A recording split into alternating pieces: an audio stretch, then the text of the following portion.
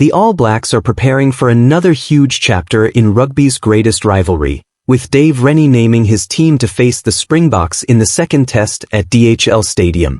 After a difficult opening period in the first match, especially at scrum time, the selection has created plenty of talking points.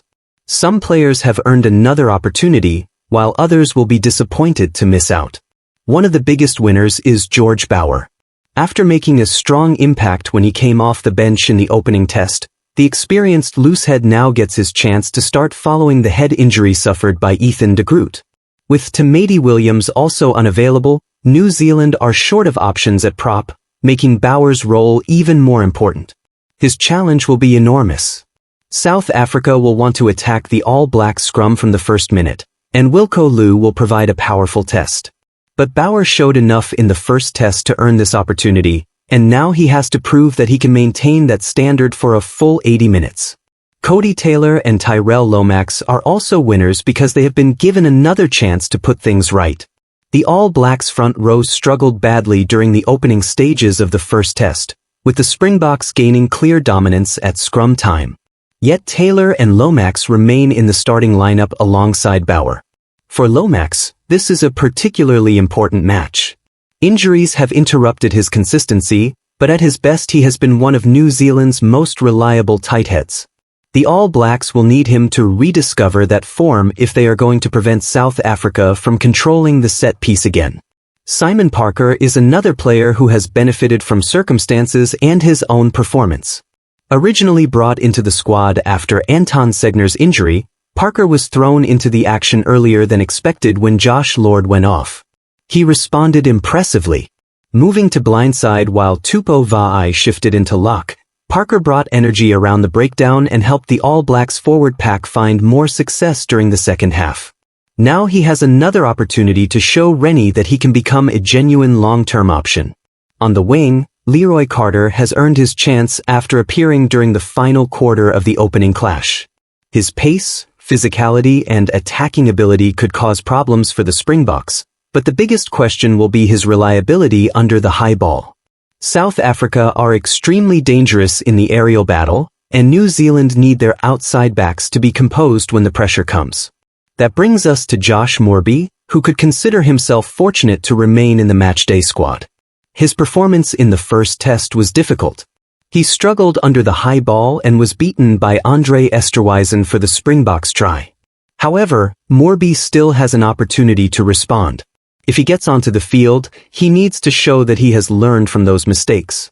His speed and attacking qualities remain valuable, but against South Africa, the basics have to be right. Another important return is Patrick Tuipulotu. The experienced Blues lock was surprisingly omitted from the first test, but the injury to Josh Lord has opened the door.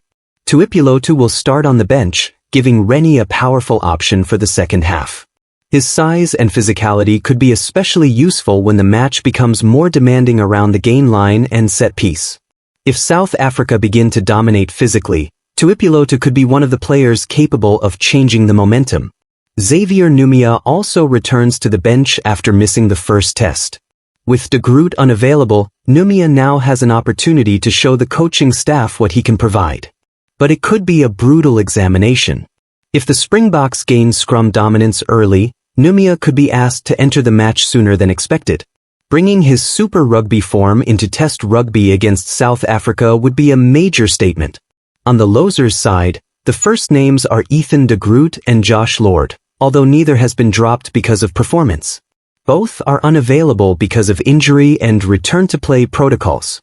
Their absence is unfortunate because both could have remained involved if fit. More importantly, their injuries have forced Rennie to make changes in an area where New Zealand already have limited depth. Then there is Wallace Sititi, whose current position is perhaps the biggest concern. Not long ago, Sititi looked like one of the most exciting forwards in New Zealand rugby. His performances in South Africa previously made a huge impression, and he quickly became an important part of the All Blacks setup. But his momentum has slowed. Under Rennie, Sititi has drifted down the pecking order. His performance against Italy during the Nations Championship did not meet expectations, and he has not consistently stood out during the tour matches. That does not mean his All Blacks career is over. Far from it. But Sititi now needs to rediscover the confidence and intensity that made him such an exciting prospect. Beauden Barrett is another established star who will be disappointed. The experienced fly half has now missed 5 consecutive matchday 23s, and the return of Richie Mo'unga has increased the competition at fly half. For a player of Barrett's reputation, being outside the team is clearly frustrating. But the competition is strong, and Rennie has to select the combination he believes gives the All Blacks the best chance of beating South Africa. Interestingly, Rieko Ioane is also outside the team, although his situation is slightly more encouraging. He has not featured in the international since Rennie took over, but his performances on tour have reportedly helped push him back into contention. At the moment, Ioane may be closer to a return than Barrett, especially if he continues to show the attacking threat and physicality that have made him such an important player in New Zealand rugby. Ethan Blackadder and Timosai Tavedavanawai are another 2 players who can feel unlucky. Neither was guaranteed selection, but both produced impressive performances against the Lions. Blackadder was outstanding at flanker, while Tavedavanawai provided a powerful presence in midfield. The problem is competition. The All Blacks have quality options across both positions, and one strong tour performance does not automatically guarantee a test jersey. Then comes the biggest talking point, Richie Mo'unga. The returning fly half finally wore the black jersey again after almost 3 years away, featuring against the Lions. There was understandably plenty of excitement around his comeback. Mo'unga has been one of the most accomplished fly halves of his generation, and his return gives the All Blacks another high-quality option. But he now has to wait. His performance against the Lions showed plenty of enthusiasm, but there were also moments where he appeared to try too hard to make an immediate impact. Some decisions were ambitious, and at times he overplayed his hand. That is understandable after such a long absence. But the message from Rennie appears to be that Mo'unga will have to bide his time before getting another test opportunity. For the 32-year-old, patience will be crucial. He does not need to prove everything in one match. He needs to continue building confidence, understanding the system, and showing that he can deliver when his next opportunity arrives. One of the unluckiest players is Sam Darry. He has done very little wrong and was one of the standout performers during New Zealand's Nations Championship victories over France and Italy. However, the return of Fabian Holland, the versatility of Tuipulotu and the physical presence of Patrick Tuipulotu have made selection difficult. That is the brutal side of international rugby. Sometimes a player can perform well and still miss out. The same applies to Samisoni Taukei'aho. With Asafo Omua making the bench position his own, Taukei'aho remains outside the matchday 23. Omua has had occasional issues at line-out time, but his impact around the field has been impressive. He carries strongly, tackles aggressively, and brings serious physicality. For Taukei'aho, the answer is simple: keep performing and keep applying pressure. Overall, this selection tells us that Dave Rennie is still searching for the right All Blacks combination. There are players receiving second chances, players returning from injury, established stars fighting for selection, and emerging players trying to force their way into the team. The biggest priority, however, will be the scrum. New Zealand cannot afford another opening period like the first test, when South Africa controlled the set piece and put the All Blacks under immediate pressure. George Bower, Codie Taylor, and Tyrel Lomax now have another opportunity to correct that problem.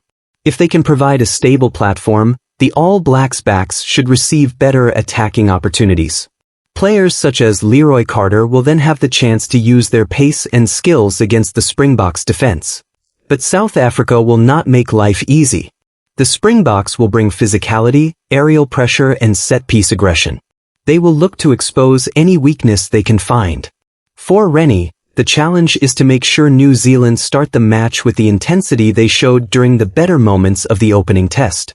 For the selected players, the message is even simpler. Take the opportunity.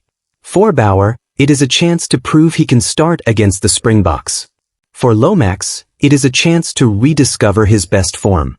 For Parker, it is an opportunity to establish himself. For Carter, it is a chance to provide an attacking spark. For Moorby, it is a chance to respond to criticism. For Tuipulotu and Numia, It is an opportunity to make an impact from the bench. And for the players outside the 23, the competition continues.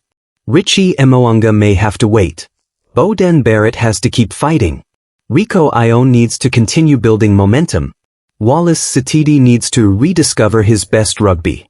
Sam Darry, Ethan Blackadder, Timosai Tavitavanawai and Samisoni Takiaiaho all need to remain ready.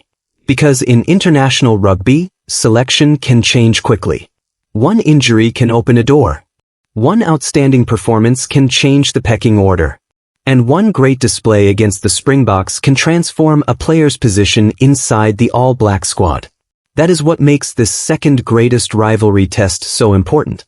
It is not only about New Zealand versus South Africa. It is also about players fighting for their futures, coaches searching for answers, and a team trying to prove that it can learn from its weaknesses. Dave Rennie has made his selection. Now the pressure moves to the players. The Springboks are waiting. And the All Blacks have another chance to show what they can really do.